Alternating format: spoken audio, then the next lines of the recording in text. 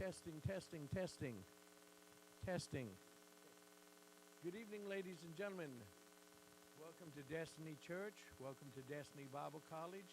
I'm Dr. Alan Kate. I'm the Dean of the Bible College and one of the associate pastors here. And it's our pleasure to welcome you to tonight. We'll be discussing marriage mediation, family systems, getting along with your spouse, husbands learning to say yes gracefully, all the things that we need to know to get by and endure in the world. We're very fortunate and blessed. I've known this gentleman for several years, although I've known of him for many, many more years. He is the author of a book called Christ-Centered Reality Therapy. Now, when I was in college, my favorite secular psychologist was a man named William Glasser, who is the founder of reality therapy.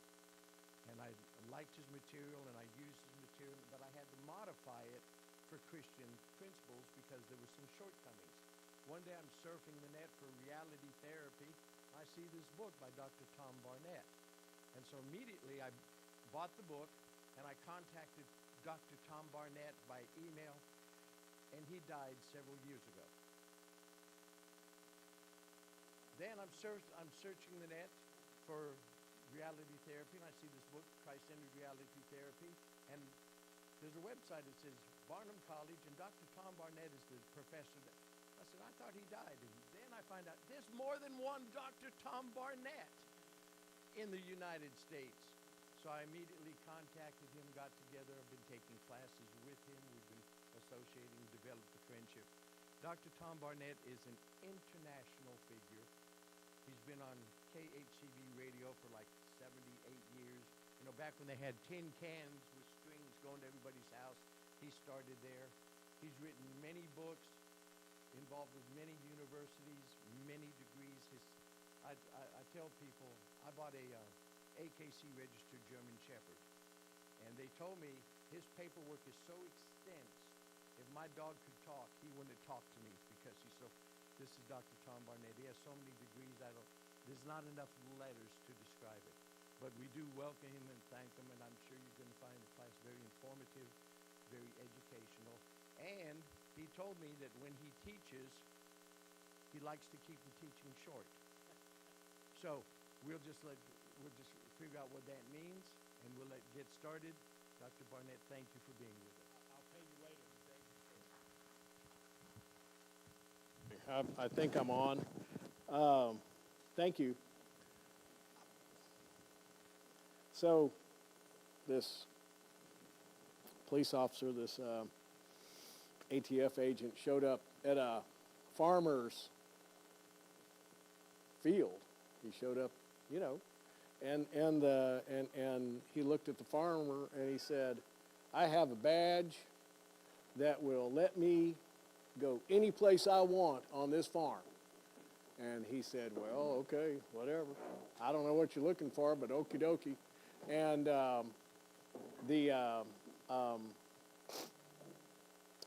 he said, "What about that field over there?" He said, "Well, I wouldn't go out there." He said, "Why not? What are you hiding?" He goes, "Well, nothing, but I wouldn't go out there."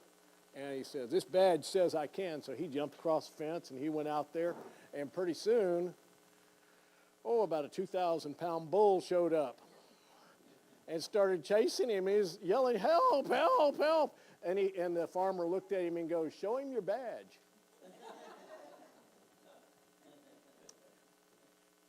That was my attempt at humor. So there's a piece of paper in front of you. All that stuff, the calendars and the pens and the things, those are all yours. Please take them with you. We have some more up there if you want to give them away to other people, pens and calendars and stuff. And the piece of paper, so I'm going to do this once, and then I can explain it to you individually if we need to. So you're actually getting continuing education credits for this class for mediation, for marriage and family mediation. Alan and his lovely wife, who he married way, way, way above himself. I mean, way above himself. Yeah, out of his, just way above himself. They went through one of the mediation courses, the 40-hour basic, and now they're taking the next step to do their 30-hour basic, okay, so for marriage and family mediation. And so tonight and tomorrow we'll give you part of a basic, and then on the 15th at our seminary location in Katy, we have an extended class, and that would wrap up the 30 hours, okay? So now, does that do you any good? Yeah, sure it does. I mean, because that's going to be much more pragmatic. It's going to be much more educational oriented for the extended class. If you're going to do it, you know, RSVP, send me an email, call, there's our calendar. Our seminary only meets once a month. We actually only meet on Saturdays from 9 to noon, once a month in person. Everything else is either done online, or it's done by email, or it's done whenever you've done it. And if you'll flip the page, this shows you our degree plans there. And so as a seminary, we offer masters and doctorates. And that's a whole nother world of explanation.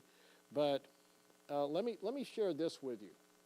We are the only school in Texas, and maybe the only school in the United States, that offers a master's of mediation. It's intercession mediation. And we're unapologetically Christian. We are a seminary, and we absolutely do not back away from anything as far as Christianity goes. Now, we only have 2 rules in the seminary. We don't discuss politics. You're welcome to discuss it all you want away from the seminary. And we don't discuss religion. And what I mean by that, we have had in the past and currently have many different denominations who attend the seminary. We've had up to 27 different denominations. And we don't care. Don't care. You know, there's 31 flavors in Baskin-Robbins, and I'm thankful for that, you know. And so the secret about a master's, I'll just talk about a master's. Do you have to have an undergraduate degree to get a master's? Absolutely not. And let me tell you why. Because if you're going to apply to be a school teacher, you need an undergraduate degree. You want to be a nurse, you need an undergraduate degree. You want to be a CPA, you have to have an undergraduate degree. You want to be an engineer, you have to have an undergraduate degree. You want to have a master's in mediation, you don't have to have a 4-year degree. We can give you a master's in mediation coupled with the CEUs that you need to be a mediator. And mediation is in everything today. If you sign a lease agreement, it says, you can't sue us until we mediate. Your insurance company says, we're going to mediate instead of you suing me, so forth and so on. Every major corporation, everything, if you go to get a divorce, a disputed divorce in the state of Texas, you will have to go to mediation. It's really not an option if it's disputed. If it's not disputed, you don't. But the judge says, nope. That was enacted in 1992 by the Texas Supreme Court, and then it's further been established by the Texas Bar. Okay, so that's a whole bunch about mediation. So along with, and then the last page, and we're not going to go over this, is a breakdown of the mediation course and what we look at. And then at the bottom it says credentialing. So you get 40 hours of basic mediation, which are clock hours, and then 3 hours of ethics, and then for your marriage and family it's 30 hours. So I have a new commentary series coming out. The first one is going to be marriage and family. The second one is going to be ethics, and then the basic inside, it's about like that. And the cross-cultural mediation, which there is no other body who's ever written anything about that, has already been accepted by the South Texas College of Law, and I'm pretty sure they're going to accept the whole commentary things, which means these attorneys, if they want to graduate in family law, they're going to have to read my commentaries, and they're laced with Christianity. Once again, unapologetically Christian. So, you know, the heathens can call me and go, why'd you put that in there? Because, that's my answer, because I wanted to.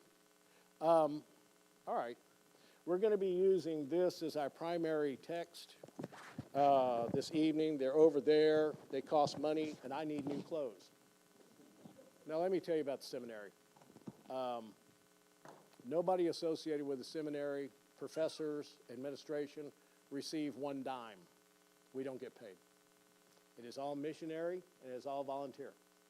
I've been doing this for many, many years, and so we're all bivocational. That means full-time job and full-time job. So we've got 2 full-time jobs. One of them's seminary and one of them's not. So any money that we bring in goes to the student body, goes to tuition, goes to our accreditation. We're fully accredited by the TEA and by online accreditation and by state of Florida and on and on and on. And Loretta takes care of all that. I don't take care of it.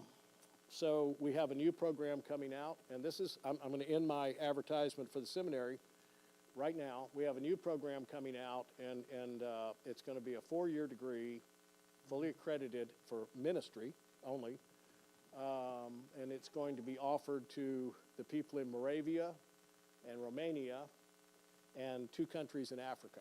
And a fully accredited degree for these folks is phenomenal. This one, the missionaries contacted me many, many years ago, and I've been working on it. And so what ended up, they were training these pastors, and they would walk from all over Romania and Moravia. And Moravia is the #1 sexual trafficking place in Europe. And it's a #1 cruise ship marketing place. It's a #1, it has all these horrible things that go on there. And these people are exploited. And these pastors come from all over, and they basically sleep in a barn, bring their own food just to get training. Well, we're going to offer them training for free. And they don't use computers over there. They use their cell phone. I can barely call somebody on mine, but they do everything with theirs. And so it's all going to be about that. Anyway, so, this is going to be the primary text tonight. And if you can't afford one, we'll give you one. If you can't afford one, all the money, everything that I make off of my book sales goes to support the seminary, okay? So think of it as a tithe, if you will. And so now we're going to begin. So let's start off with a word of prayer. Merciful Father, we lift you up and praise you. We worship you. We thank you. We give you absolute obedience. Father, give us mercy and grace. Give us absolute wisdom tonight as we begin to reach out to you and love you. And just, Father, bless us. Bless the hearing of these words and bless these words. Let me step out of the way and you just take over. In Jesus' name, amen. Okay. So I'm going to take a break for 1 second and let you grab a book. Okay, if you want to buy one, get it. If you don't want to buy one, that's okay. Get one anyway because you're going to need it for the workshop. Okay, and so don't be shy. Let's because I'm going to ask you a question here in a minute and give you a pop quiz.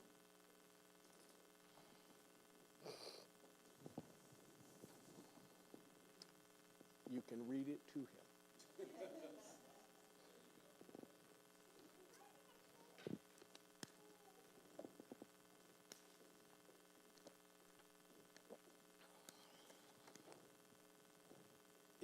If you're not going to buy them, don't write in them, okay? Seriously. Because these things are expensive. Yeah. And if you do write in them, please remember we're a Christian organization. Yeah, buddy. So,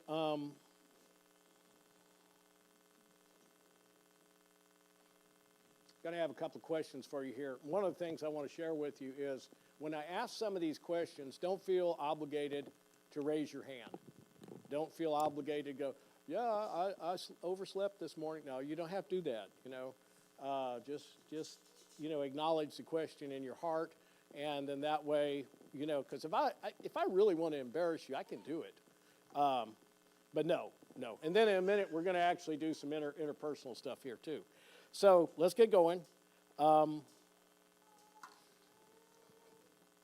What I'm going to share with you tonight is important. And I know that everybody has some motivation for being here. Everybody came for a reason. You didn't come just out of accident. You didn't come because you have a reason. There's a reason you're here. Some of you are tired of watching Netflix and you just wanted to be entertained. And some of you, I don't know. I don't know what your reason is, but I don't believe in coincidences. Coincidences are a minor miracle that God doesn't take credit for. That's a reality. That's a reality. So there was a guy, and he wanted to test God. And that's not a smart thing to do, but he walked out into the desert, and he had no water, he had no food, and so he walked for many days. And at night he froze. I don't know if you've ever been in the desert at night, but it's cold. And during the day he cooked. There were no trees, there was no shade, there was no anything. And so finally he found an oasis. In Texas we call that a tank. Okay? Yeah. That was funnier than what you did. We call it a tank. And so he came. Come on in. Pick any place you want to sit and make yourselves comfortable. Okay. And so he found an oasis, and it had late date trees, and it had water, and so he fell down, and he drank, and he ate, and he fell asleep, and all of a sudden he heard a boom! And before him was an angel. And this angel said to him, "In the morning you will be exceedingly glad, and you will also be exceedingly sad." And he said, "Well, why?" And the angel said, "Reach into the water and fill your pockets with rocks." And so he disappeared. And so the man reached over and grabbed 3 smooth pebbles and put them into his pocket. And he fell back asleep out of exhaustion. And in the morning, he woke up, and he stuck his hand in his pocket, and he pulled it out. And there were 3 diamonds. He was exceedingly glad, but he was very sad because he had not done what the angel said to do. He said to fill his pockets. So everything else I'm going to share with you tonight is the same. It's true. It's absolutely true. There's money under somebody's chair.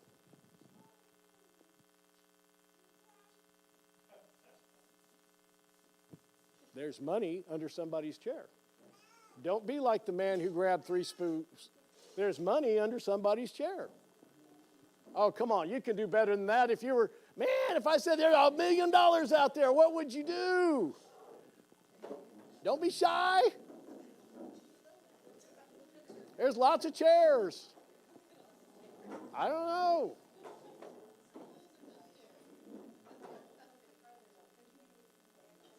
There you go. See, now you got the right attitude. Yeah. There you go. Come on, buddy. Keep going. There you go.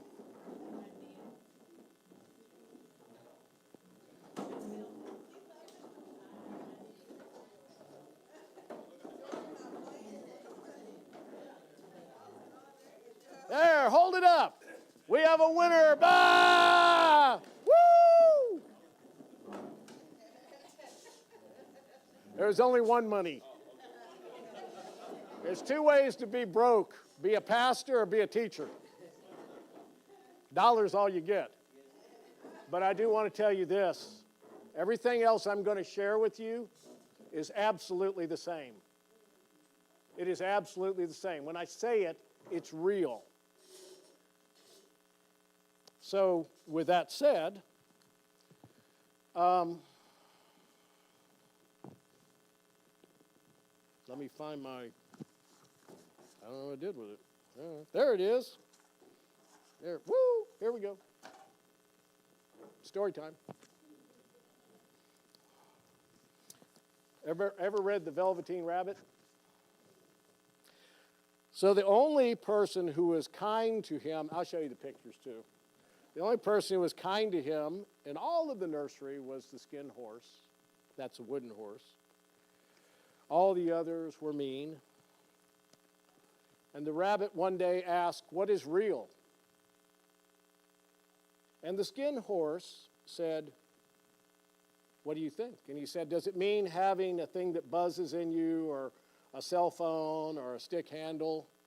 Does it mean that you have batteries and electronic things?" I'm ad-libbing a little bit. And the skin horse said, "Real isn't how you are made. It's a thing that happens to you when a child loves you for a long, long time and you become real. Generally, by the time you're real, most of your hair has been loved off and you're very shabby." "I suppose you are real," the rabbit said. "The boy's uncle made me real many, many years ago," said the skin horse. "But once you are real, it lasts forever." And the rabbit sighed, and he longed to become real, except the idea of pain shook him away. So real is something that happens to you and I over time. It isn't something that we start off. I learned something the other day. I was taken away. I have 5 grandchildren, and my youngest one is 8 months old. And he really loves his papa. We have a great time together. He won't let anybody else hold him. He's like, "Here, papa." And the parents are very happy about that because they have 2 other kids. They're like, "Here, take him." But he smiles and laughs. And I thought, what a miracle. Before we can talk, before we know anything about ourselves, we can smile and we can laugh. Isn't that something? God built into you and me the ability to smile and laugh. He intended that for us. And when I watch him smile and laugh, I think, wow, what a miracle that is. That's real. And in truth, Dr. Allen mentioned reality therapy, and he and I have traveled the same course together in that concept. And reality is that our reality really gets messed up. It really gets messed up as we get older and as we mature and as we turn into teenagers and junior high and all those wonderful things that happen to us. And it really, really gets messed up. And then we get married, or we get boyfriends and girlfriends, we get separated, we get divorced, we have kids. And our reality becomes very, very crowded. Our reality becomes extremely crowded. And so I'd like to start off with a simple exercise for everybody today. You look like a good sport. Here, take one and pass them around. Take one and pass them around. There we go. Here you go, guys. Take one. You should have a pin there in front of you. And so now we're going to do a little interaction. Here you go. Yeah. We're going to do a little interaction. I like to start off my classes with reality. And this is called a sociogram. And I've been using this for about as long as I've been alive. So let's ask the first question. First question on the whole thing. I got to get my glasses. There they are. Yeah, I don't know where they are. Thank you. All right. So the first question is work. So how many hours a day do you work? Come on, somebody. 23 hours a day. All right, you're done. Seriously, what do you? How many hours? About 12. Okay. What else we got? How many hours do you work? I know better. 8? Okay, that's reasonable. Anybody else? Come on.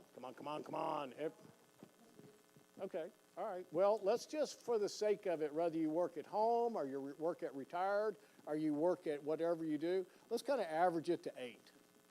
Because we got 12 and we got 15, we got 20. Some of you count, I don't know, watching Netflix as work or playing that beep, beep, beep, beep, beep, beep on your phone as work.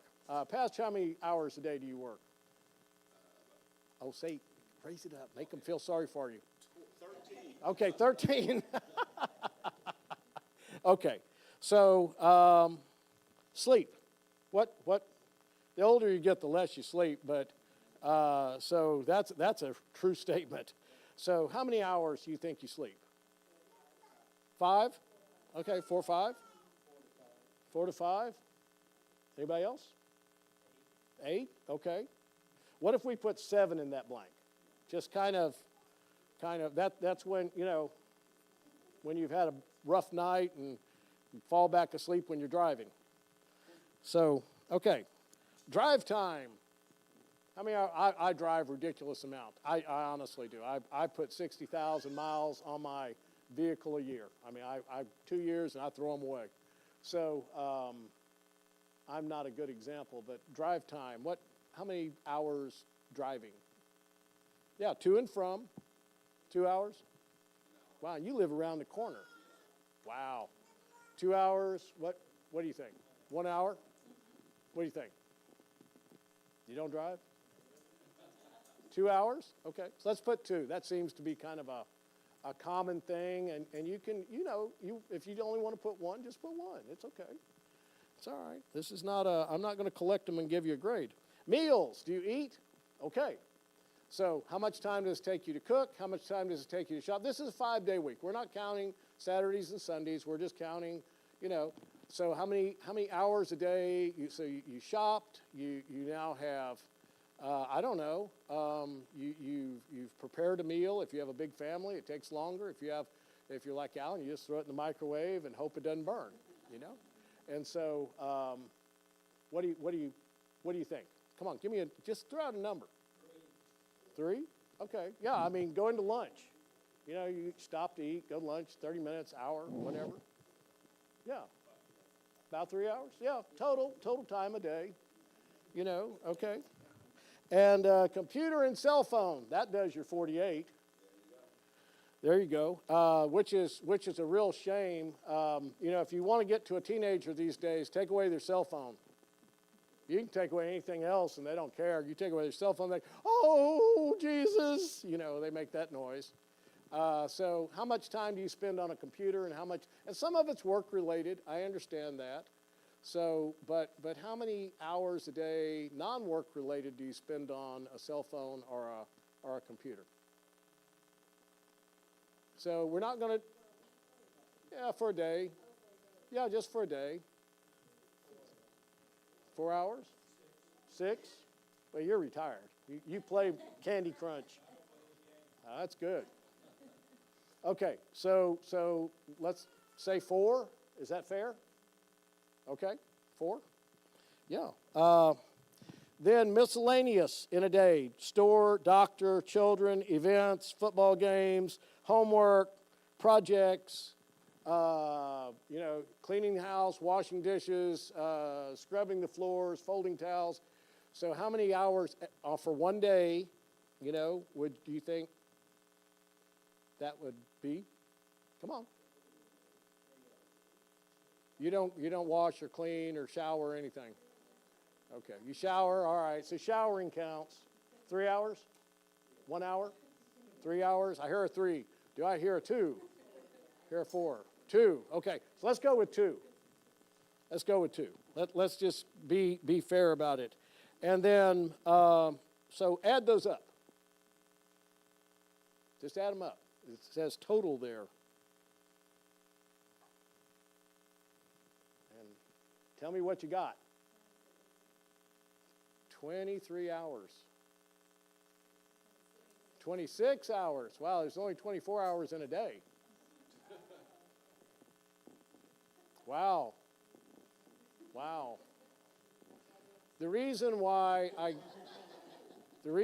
give this test, and it is a test, is to show you that if you're going to take on something like school, you need to carve out the phone or TV or something. If you're going to take on a new career, if you're going to take on a learning, you need to refocus your schedule. So all my incoming beginning freshman type people, especially when you're a little older and you're scared, I give this sociogram to and go, okay, now let's reorganize your life. I had to go to school in the old days. And so I would work all day. I'd go to school. I'd get out at 10. I'd spend 3 hours in class 3 days a week. Then I'd come home. I'd study from 10:30, 11 o'clock till 1 or 2 in the morning. I'd get back up at 4 and go back to work. And I did this. Saturdays was exciting because I'd have 5 or 6 hours to study, and I had 3 kids at the time. So I got rid of them, though. It's good. Well, they grew up. And so, all right, so now let's go down to the next 7, 8, 9, 10. Church. We'll start with that one. Don't want to embarrass anybody, but how much time do you carve out for church? And you don't count, Pastor. You can carve it out, though, if you want, because that's part of work, but at the same time, there's a whole bunch of other stuff. He was out there washing cars when I got here. Okay, now this is personal. This is personal. How about prayer? Any time in prayer? Okay. How about in studying the Bible? Any time in studying the Bible? Okay, that's good. That's good. She's shaking her head. Yeah, I did that once. It's good. Yeah. And we're not going to add these up. Okay, we're not going to add this part of it up. But God created us. So at the bottom of your page, I want you to write 33 1/3, and 33 1/3, and 33 1/3. And that adds up to 100%, right? Right. So, and next to the top one, put an M. Next to the second one, put a B. And at the bottom one, put an S. Okay, so the first one represents your mind.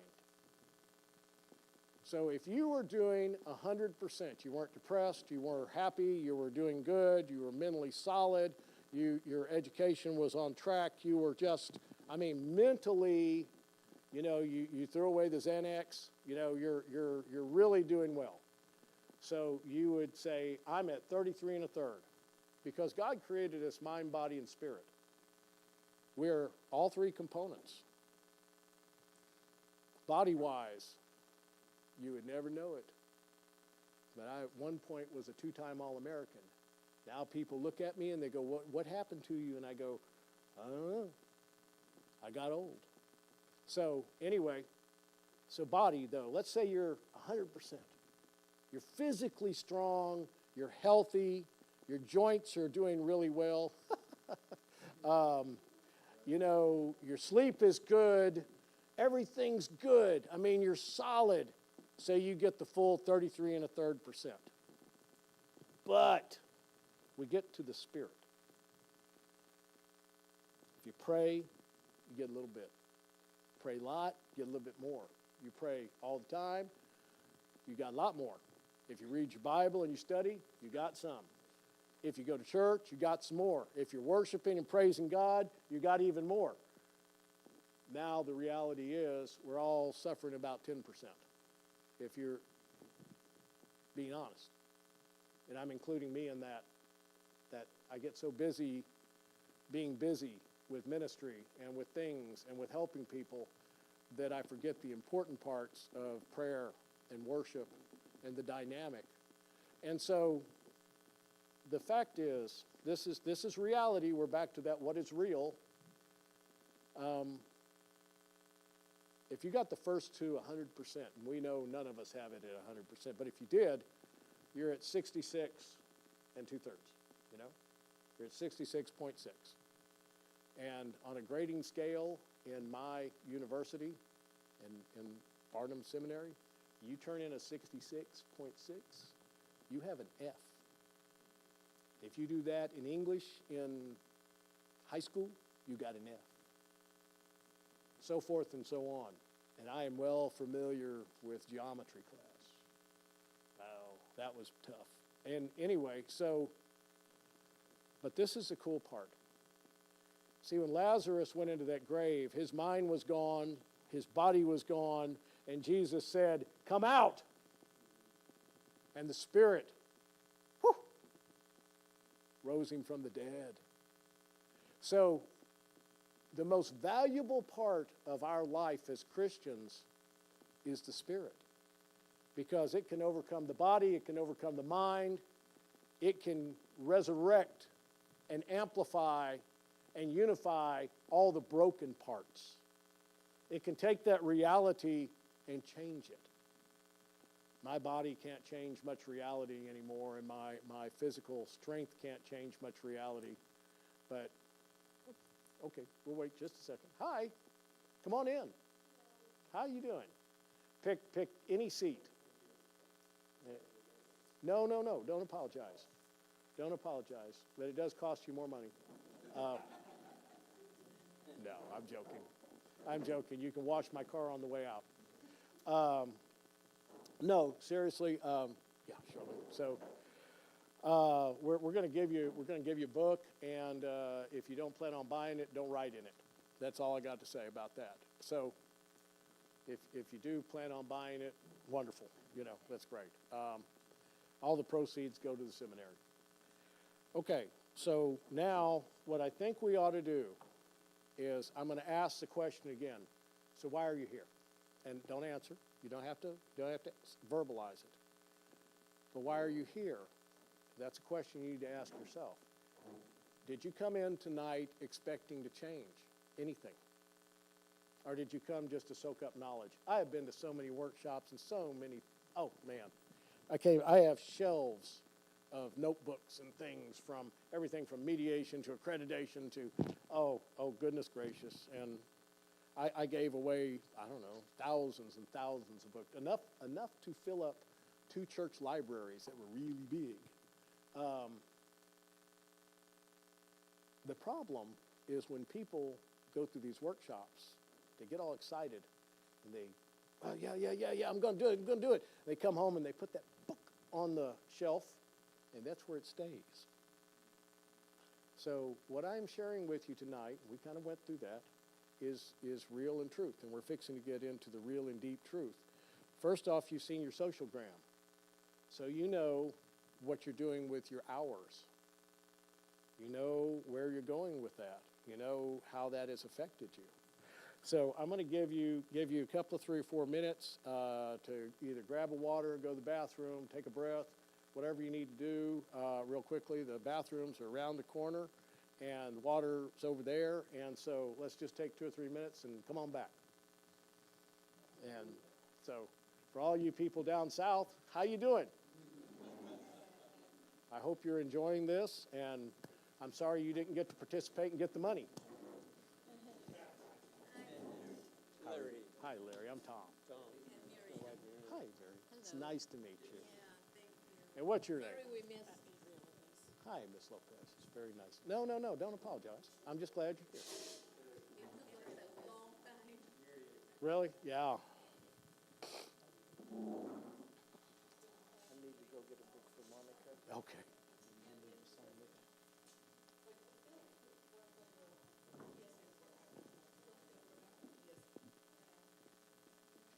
So you learn anything yet?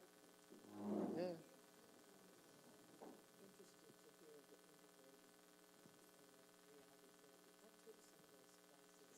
Really? Yeah.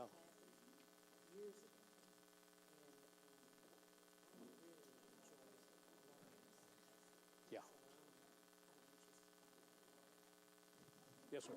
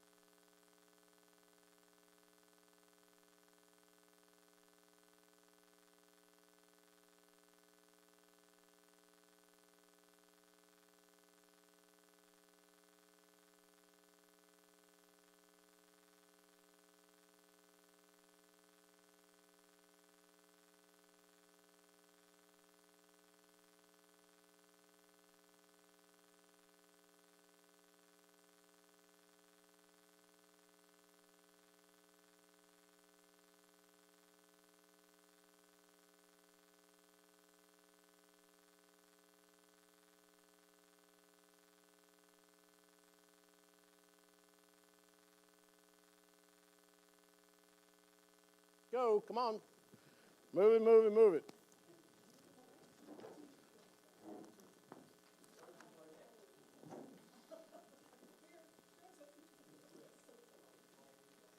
Okay. All right. So for those of you who have a book in front of you or near you or somewhere close to you, so the answer to your question is the softback is $20 and the hardback is $25. And we don't make very much off of these things. I mean, honestly, because it's big. It's a big, and it's hardback especially on those. But all the money goes to the seminary, anything we do make. I have several other books coming out, new stuff that I'm excited about. So if you'll turn to page 10 in your book, that would be a great place to start. And this is kind of the core of reality therapy. This was, over a long time, it was developed. And it's taken from Glasser, but it's also expanded upon his idea with absolutes. The problem with Glasser is he didn't have any absolutes. All of his stuff was, it was good, but it was very adoptable to evangelical Christianity or any Christianity, but it wasn't, he didn't have a lot of hardcore absolutes. So we're going to look at 5 conflicts, okay? That's all we're going to probably get through. This is a whole course, okay? This is like a full-blown course. Dr. Allen's teaching it at Destiny College now, and he said they're doing it page by page in his classes. And literally, he's going to know it better than I will when I get through. So the 5 conflicts. So you can dispute with me all you want, okay? And I am willing to listen and take your opinion into consideration, however wrong it is. There are only 5 conflicts in marriage, in togetherness, into peopleness. And we're just going to focus on marriage, separation, divorce, and those things, marriage and family. That's what we're looking at. Okay, so these 5 conflicts: children, money, extended family, sex, and religion. And you go, well, how did you come up with that? Well, what about my job? Well, that's money. What about my mother-in-law? That's extended family. What about school? Well, that's children or yourself. So all of these 5 conflicts have branches. They expand. They're like a tree. You have a trunk, and then you have branches and leaves and fruits and things. And one of the problems with these 5 things is these should be premarital discussions. It should be a premarital discussion. Do you have a budget? That's money. Do you have expectations of when a child should have a cell phone? That's children. So forth and so on. So you have these different things, and one of the questions that was called in the radio was, I don't want children. The lady said, I don't want children. My husband wants lots of children, or my future husband. We're engaged, and wow, need to work that out, don't you think? Yeah. Well, so these 5 things are the core of conflicts. And I've asked people over and over again, come up with something else. And every time they come up with something else, we can trace it back to one of these. Religion, when to baptize, when not to baptize, should we go to church? Are you involved in choir too much? Are you involved, do you pray? I'm Catholic, you're Baptist, on da da da da da da da da da da. Sex, too little, too much, I'm sick, you're sick. There's physical problems. I just had a baby. Don't want to have any more babies. Stay away from me or I'll kill you. There'd be a lot less babies if men had to do it. Extended family. Oh, I love that one. And that could be stepchildren. That could be, and when we got married 20 years ago, your mother-in-law told me I was fat. My mother-in-law or your mother or whatever, extended family, too much, too little, too not caring, too alcoholic. We don't drink, you do drink. I hate going over there because I come out smelling like a tobacco factory. On and on and on. I hate driving with your father. He thinks he's an Indy car driver. On and on and on. Extended family create conflicts. Money. Too much? Anybody in here got too much money? I want to be your friend. I have a place you can put it. Seminary needs desperate help. Too much money, too little money. It's really interesting. The last statistic I saw, and I could be out of date, 83% of people who win the lottery are divorced within 3 years. Isn't that interesting? Because these are the same people that said the reason they're paying the lottery is because that money would solve all their problems. How many of you think that all your problems would be solved if you had money? Don't be pious. Go ahead and put your hand up. See? You're lying. I like it. Okay, let's be fair.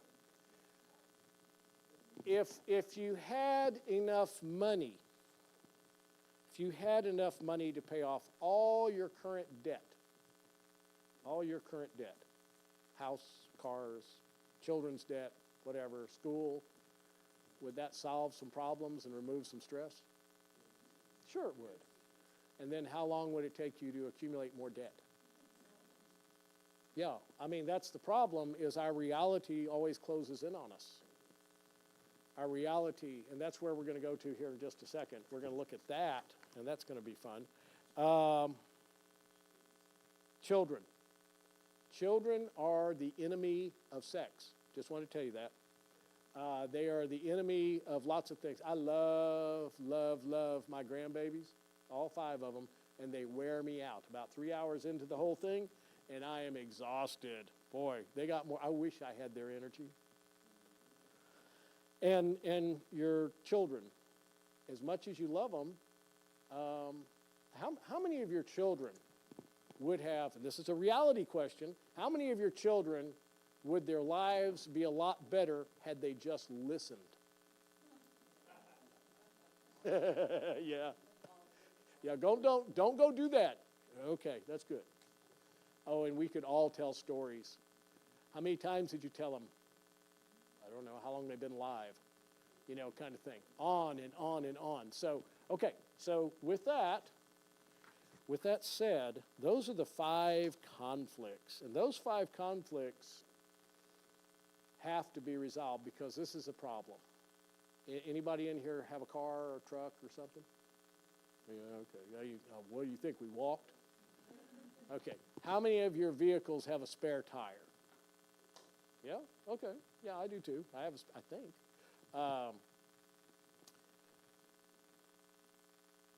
I'm always thankful. Yes?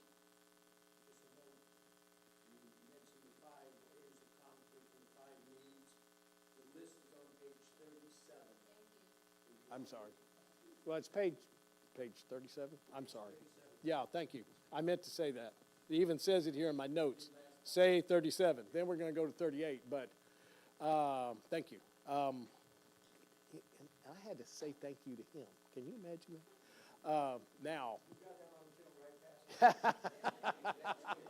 He has proof. Okay. So you have a spare tire, and the reason you have a spare tire is because you might have a flat. And if you live in Houston or surrounding area, with our type 3 expansive caliche soil and all the nails from construction, you're going to get a flat some point in time. That's a fact. I'm always thankful when I'm in my driveway and it's flat. I walk out in the morning, I'm like, thank you, Lord. I actually thank him because I'm not pulled over on I-10 or 45 or something with a flat tire. I'm very thankful for that. Okay. So one flat you can handle, right? Maybe. 4 flats and a flat spare, you're in trouble. So you have 5 conflicts here. And if you're hitting on all 5, children problems, money problems, church problems, church isn't in there, family problems, sex problems, on and on, you're in trouble. Your reality has now become bigger problem than it is good. And so that's when you need help. Because the only thing I could think to do with 4 flats is call a wrecker and have them slide it up there and take it to Discount Tire, you know, and get 4 new tires and get them fixed or something. And that's where counselors come in. You know, when you're at that area, and unfortunately, the statistic for divorce, first-time marriages in the United States is 51%. So there's greater divorce than there is staying together now. Number 2, remarriages. That is a 1 out of 2 in the first 5 years are getting divorced. Solid. And then it just goes up exponentially from there. And through my life as a counselor, I started off as that, and in my professional life as counseling, people would come in, and you know what? They got all 5 flats. That's when they finally decided to go get help. Not with the first one, not go get a financial counselor because we're going broke, you know, and there's some wonderful, wonderful Crown Ministries is wonderful, on and on. And with children, you know, you got one parent who's passive, you have one parent who's aggressive, and one parent, you know, so you got a codependent, you got an overzealous, and then you've got yours, mine, and ours, and the yours, you won't give full adoptability to the ours, so you're only half a parent, not a full parent. And instead of going to a counselor or going to somebody who could give you some guidance, but you wait till you got all, how many of you men in here wait until you're almost on death's bed before you go to the doctor? No, you don't, because you're wise. But you did when you were younger. You didn't do it? Yeah, okay. Yes, me too. You know, I've gotten older and I'm like, no, I'm going to the doctor. So that's a reality, it is, but that expands into the rest of our life. If you have that attitude, then you have that attitude about everything. We're going to wait till it's falling down before we fix it. We'll do it later. You know, I'll be fine. I'm bulletproof. And I never said 6 foot tall, but I did say bulletproof. Okay. So these 5 conflicts are at that core of self-discovery. And what's really great is if you can identify one of them in your life right now, if you identified one, if you said, that's my conflict, what are you willing to do to fix it? Reality therapy says this. It says, what can you do today to change? What one thing can you do today to change? Well, okay, let's take money. That's an easy one. It's kind of neutral. Everybody needs money. What if you didn't buy Starbucks and kept that $8 in your pocket? You know, what if you said, okay, I'm gonna rule of 52. You hold one up. Hold that up. Okay, rule of 52. That's about how to be successful. That was one of the first books I wrote. It's actually kind of an autobiography of see how stupid I was, and now I've learned this. So let's do some math real quick. We'll make simple math. What if you saved $10 a week for 52 weeks? How much is that? Absolutely, $520. How many people would like to have $520 right now? This is like Price is Right. Okay.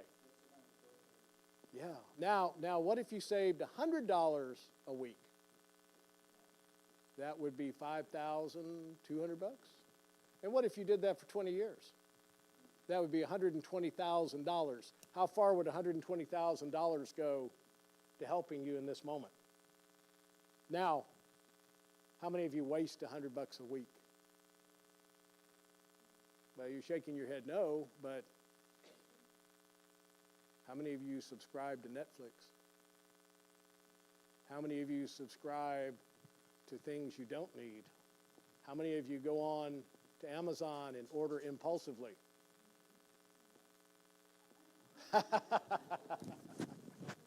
Well, I'm saving gas. Okay, so let's take one and pass it around.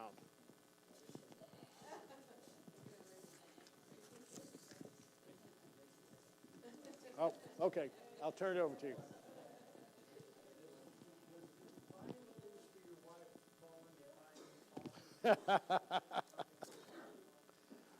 Well, so Dr. Larry Crabb wrote this, and there's a whole bunch that he wrote, and he's really smart, and so we're gonna kind of read these here in just a second. Here, let me have one. I'll give it back to you. I don't have one. There you go. You guys got okay. So Dr. Larry Crabb wrote this. He's a very fine Christian who had some really interesting thoughts. And goals versus desires. So somebody read goals. Just read it out loud. Somebody. Absolutely. An objective that is under my control. A goal. That's a goal. And a desire. Somebody?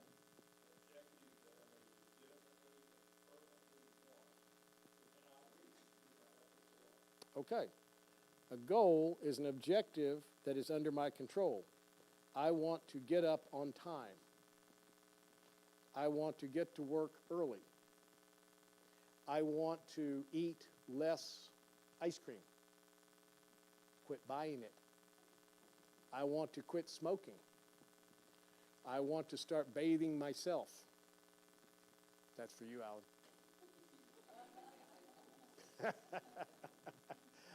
No, I mean, those are things that are under your control. Absolutely. I want to start praying more. I want to study my Bible more. I want to set aside 5 minutes a day with each child. I want to communicate with some long-lost friends that I haven't talked to in a long time. I want to write a letter thanking God for all the privileges and blessings that I've had. A desire is an object that I may legitimately and fervently, that's a great word, fervently, want, but cannot reach through my efforts alone.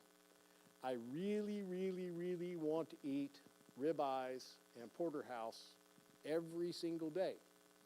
But my bank account says I can afford ramen noodles. So I am limited to ramen noodles, and I legitimately and fervently want a porterhouse. But I can't do it because my limitation. Now, you can change that because you have a goal. Your goal is, I'm going to get a better job, I'm going to start working more, I'm going to go steal somebody's cow and get my own meat. You know, I mean, so these two things that Dr. Crabb kind of wrote about, he had some really wonderful points in that, and this time I'm actually going to say the word, page 38. So turn to page 38.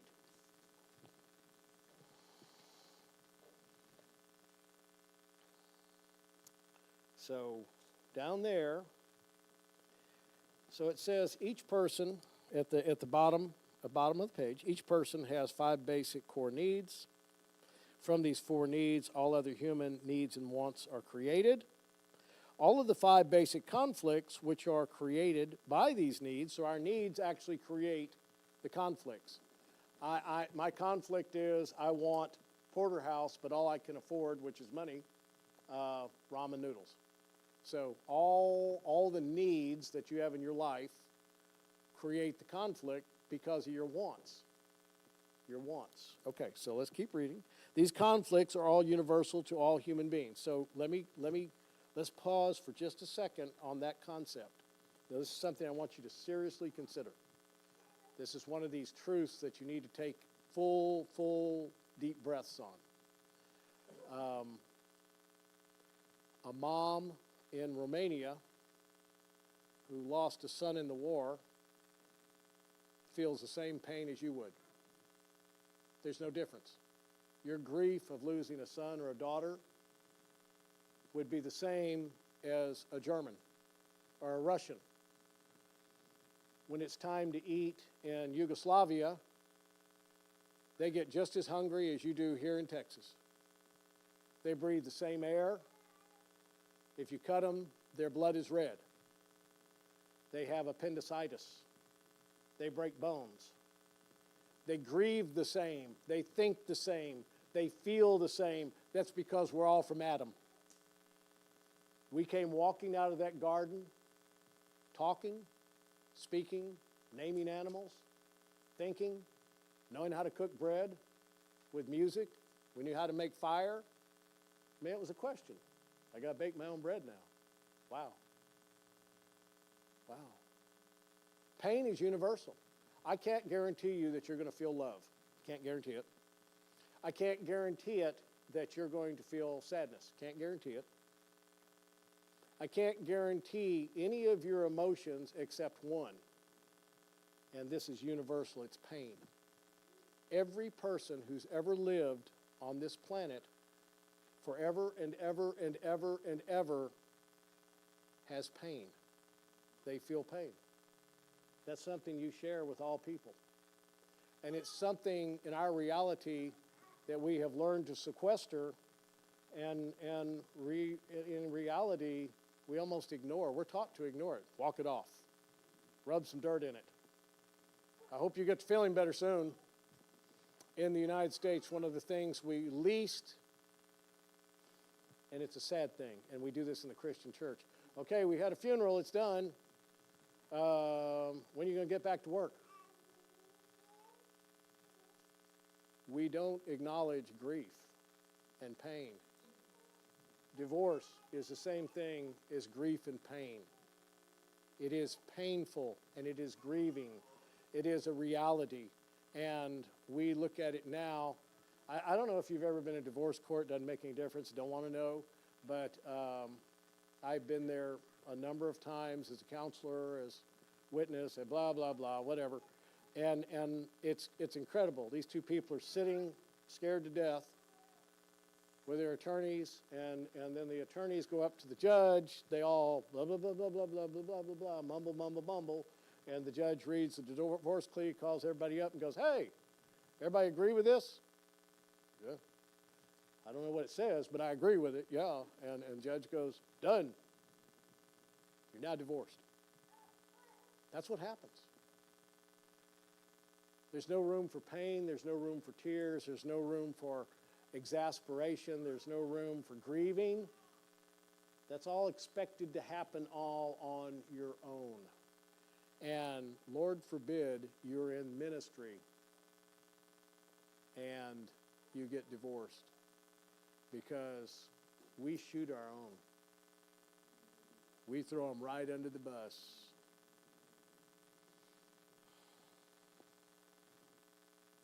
What would Jesus really have to say about that? He said, Moses gave you a bill of divorce. He said, and because of the hardness of your heart. You want a good Bible study? You want a really, really, really, really good Bible study. And limit it to the New Testament. Don't go into Old Testament, because you'll never get through with it. But read how many times and what it means when Jesus says the hardness of your heart. And remember, he looked at his disciples and said, you can't do it because of the hardness of your heart. He was talking about the demoniac. He said, you can't do that because you have a hardened heart. That's a serious problem in this century. In the 21st century, we have the same problem that the disciples had 2,000 years ago.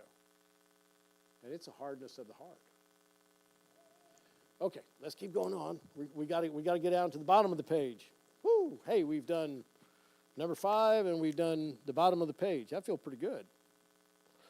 A want is different than a need. A want is driven by culture and society. Okay, so let's talk about children. Have your children ever come home, or grandchildren, or the neighborhood children? Anybody ever come home and said, I want a new pair of shoes? Why? Because these aren't cool anymore. I want a new pair of jeans because these aren't cool anymore. I want to go blah, blah, blah because Susie down the street got her hair purple. I want my hair purple now.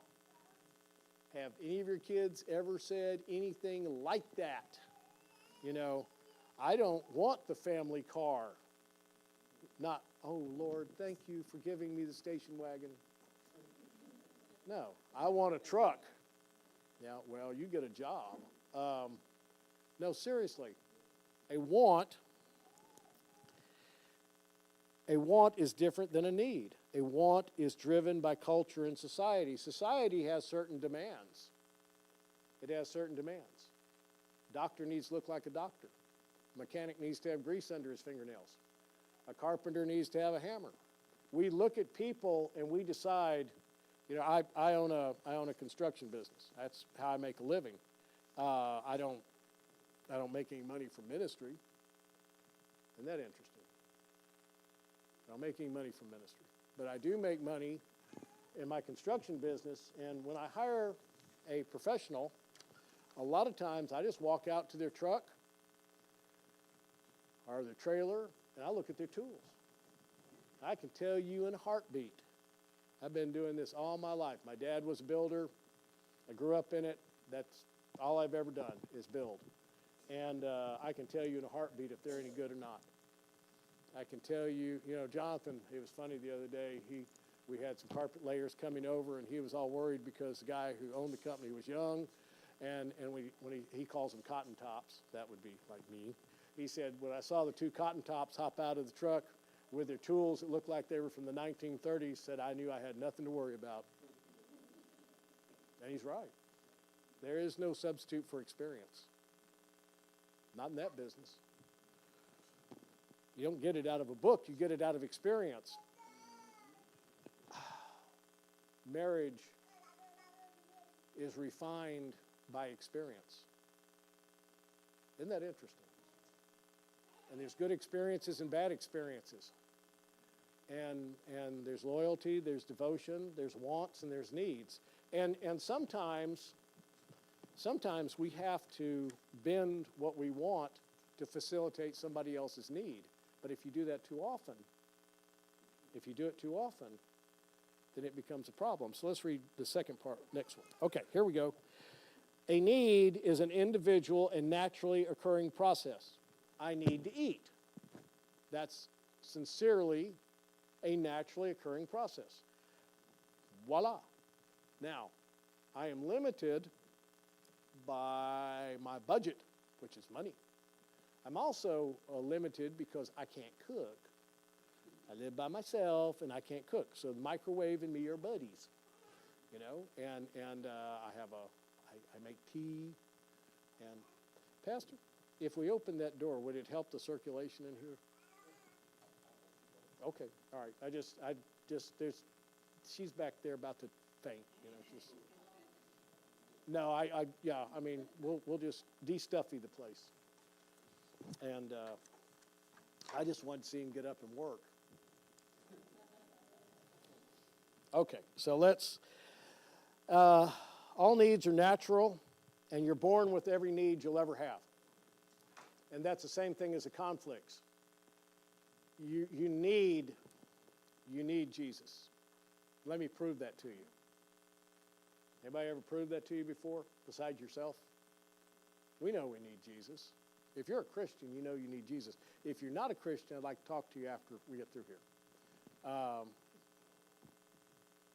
And I can tell you some really funny stories of how people came to Christ. Buddy McBride, he went on to the NFL. He and I did some really interesting adventures.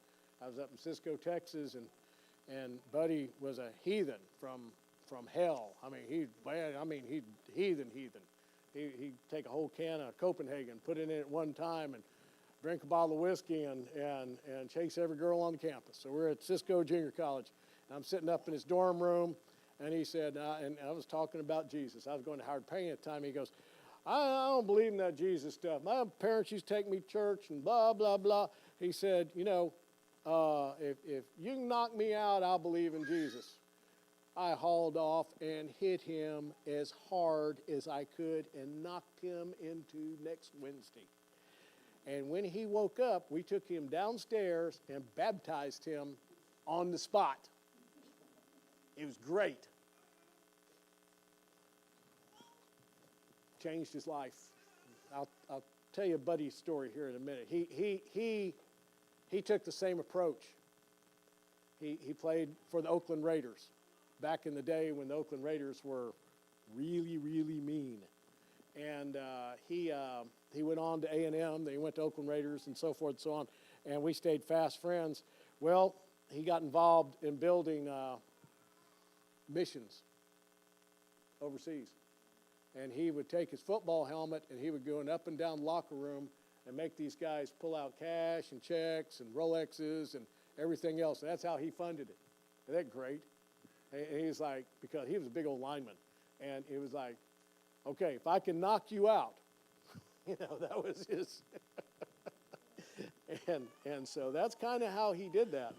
All right, so a want is a man-made idea which chosen to be met by natural needs.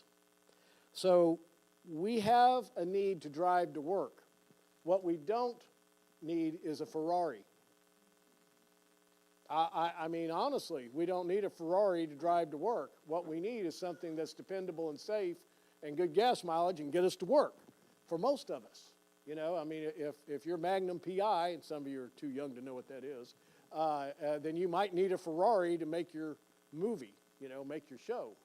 But the reality is, and we're back to that word reality, the reality is that our wants strip away our needs. They corrupt them. We have a real problem in this country, and I am sure you're aware of it. I'm very aware of it. Boys trying to compete with girls in girls' sports, that's a real problem. These people who are trying to neuter little boys, okay, that's a real problem. That's that conflict, that sex. 5-year-old does not know, or a 3-year-old or an 8-year-old, they may want to play with their sister's Barbie dolls. My son went in, took all his sister's Barbie dolls and bit all their toes off. I don't think he was playing with them. I think he was destroying them, So we have this corruption going on in our life. One of the biggest dangers is pornography. And it has created an artificial reality. It's been photoshopped into our children's minds. And I know that because they all have cell phones. I pulled up and was picking up my daughter. I didn't let my kids have cell phones until they got in, junior high, high school, whatever it was, whenever it was a need. So I'd know when to come pick them up from sports. That's how they got them. And they were these little girls standing on this wait line to get picked up by their parents. They all had cell phones, and they were doing that. And I looked at my daughter. I said, "Who are they? These are 6, 7, 8-year-old kids. Who are they talking to?" And she goes, "Each other." True story. They're standing next to each other, and they're and so by the time they become pseudo adults, okay, let's take a survey. Let's everybody participate. What do you think the average age is of a child when they're sort of adults today in teenage world? I mean, we'll just jump to teenagers. Oh, come on. Somebody shouted out. 13? Okay. Any other numbers? 16? Okay. 19? Okay, that's high. Yeah. I didn't grow up till I was about 25, 25 and had a baby. Boy, that did it. You want to wake up, have a baby. Man, that'll like grow you up overnight. It's like, oh, what do I do? Well, pick them up. I don't know.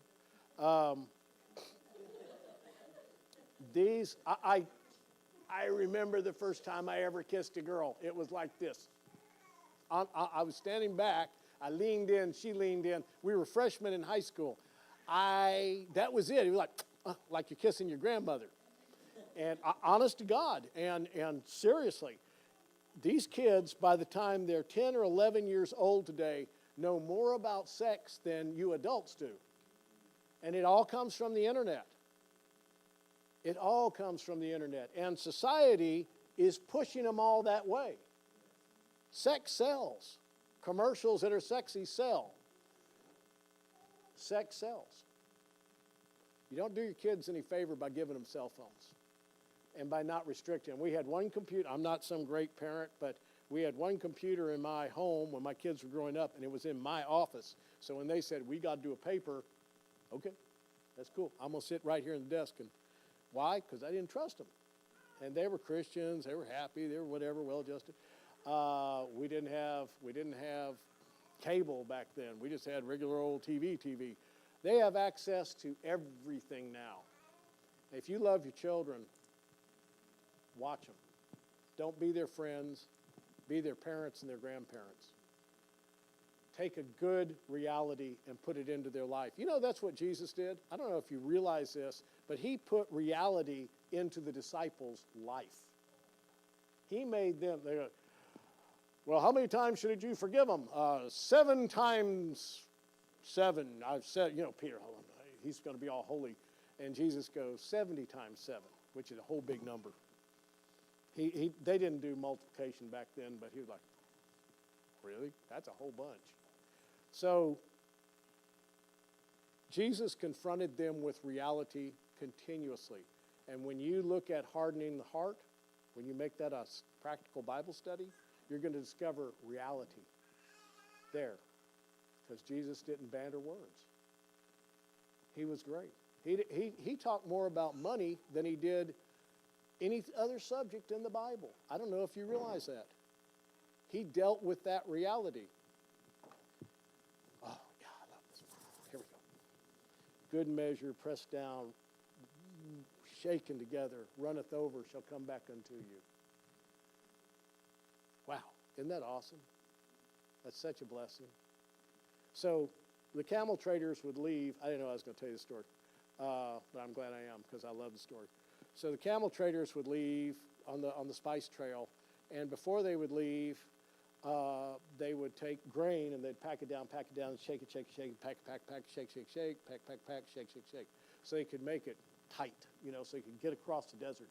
And as the other camel train would be coming in, they would stop.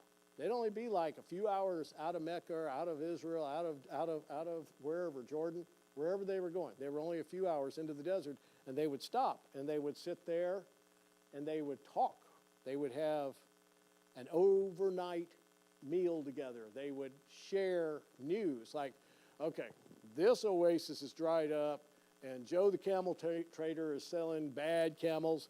What's going on over here in Israel? What's going on in Jerusalem? They go, well, you know, the Romans are blah, blah. So that was how they traded news. And then the camel train going in would have this much left in their bags of grain, and they would give it to the camel train going out.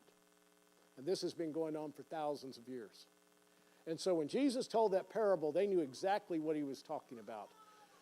Good measure, pressed down, shaken together, until it runs over, will come back unto you. And it did. It came back unto them. Jesus talked about money a lot because he knew that was a reality. He also said, don't worry about what you're wearing. Consider the lilies of the field. They neither toil, they don't sow, they don't spin. Consider the birds of the air. They don't worry about it. God's got this. So a big part of, listen to me. A big part of your problem is you're relying on yourself. You're not relying on God. How many of you in your prayers have said, God, help me? Anybody? Said, God, help me. Quit praying that. He doesn't want to help you. He wants to do it for you. He wants to take it over and make it a reality of him. Don't go, okay, Lord, I'm going to go do this deal. Now I want you to help me do it. No. Your answer is, Lord, I'd really like to do this. What you think? I'd really like to have that job. I'd really like to pay that bill. I would really like to make progress. I'd really like to marry that person. I'd really, Lord. What do you think? That's what you do, not help me. Help me trick that innocent man into marrying me. Okay. Don't think you're going to manipulate God.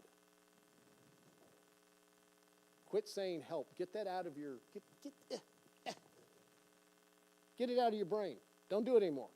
Don't say help. He understands. He interprets our stupidity. Aren't you glad? Could you imagine if he had the Bible written in physics?